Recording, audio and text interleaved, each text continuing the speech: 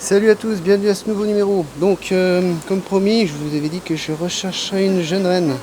Je viens enfin de la trouver à plusieurs reprises, à plusieurs visites. J'espère que je vais la retrouver entre temps. C'était pour vous partager avec vous ce moment. Elle est toute jeune, donc elle court pas mal. Elle se cache. Normalement, elle est tout en bas du cadre. Elle doit peut-être se cacher sur ce tas d'abeilles qu'on voit ici. Alors, si je secoue, elle va tomber dans le bas de la ruche et je l'aurai plus. Donc comment faire? Comment faire? Voilà. Et la question, si quelqu'un a une méthode, bien entendu, je peux mettre une graine, etc. et secouer, mais sauf que là j'aimerais la choper directement. Alors ce que je peux faire, c'est retourner comme ça. Et en plus il y a le vent qui se lève, c'est génial, super. On va y arriver, on va y arriver. On y est presque. J'espère que cette fois-ci ce sera la bonne. Et elle est là. Elle est là, elle est là, elle est là. C'est bien ça. Donc on va gratter un petit peu. Elle va passer de l'autre côté. J'espère qu'on voit bien. Je vais lever un peu. Donc normalement elle est de l'autre côté. Est-ce que c'est le cas? Et oui, elle est là. Hop. Si tu veux bien venir. Voilà. Et merde, elle est redisparue. Ah tiens, elle est là, elle est là, elle est là. Je l'ai sur moi. Merde, je fais des bêtises. Je reviens. Je reviens. La voici. Hop. Vous voyez qu'elle est un peu lourde, hein. C'est parce qu'elle a été fécondée. Et celle-ci, elle est vraiment belle. Elle est grande, hein. Elle a... Ah ben merde, j'ai pas montré au bout de près de la caméra. Donc la voilà. Elle est belle. J'y suis arrivé. Donc, du coup, je vais en profiter pour la marquer. Je vais la marquer en bleu parce que c'est celle de l'année. On est en 2020. Pourquoi la marquer? Comme je le précisais, c'est pour la trouver plus facilement, mais aussi une deuxième chose par rapport aussi à son âge, si c'est le moment ou pas de la remplacer. Toujours mieux d'avoir des jeunes reines qui soient productives, actives, sachant que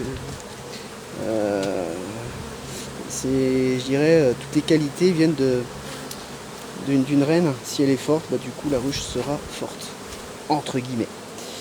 Et pourquoi la marquer? C'est pour la trouver plus facilement également, comme je vous le précisais juste avant. Et alors deuxième chose que je vais faire, c'est la clipper, comme je l'avais montré auparavant sur d'autres épisodes. Alors attention, on clippe, oui, mais à condition d'avoir déjà une reine qui est fécondée. C'est le cas parce que j'ai déjà vérifié qu'il y avait des œufs.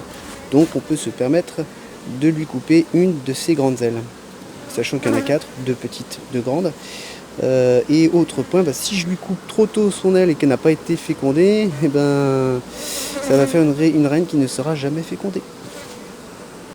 Donc ici je récupère ma reine depuis la pince et je la récupère dans cet outil qui est un piston pour marquer la reine.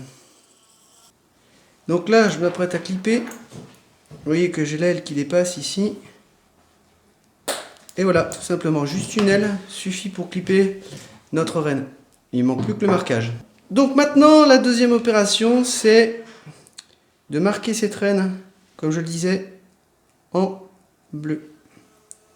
Alors là où il faut être vigilant, c'est de bien pointer sur le thorax. Et surtout, éviter de lui mettre ce genre de produit sur les yeux. Vous comprendrez facilement pourquoi.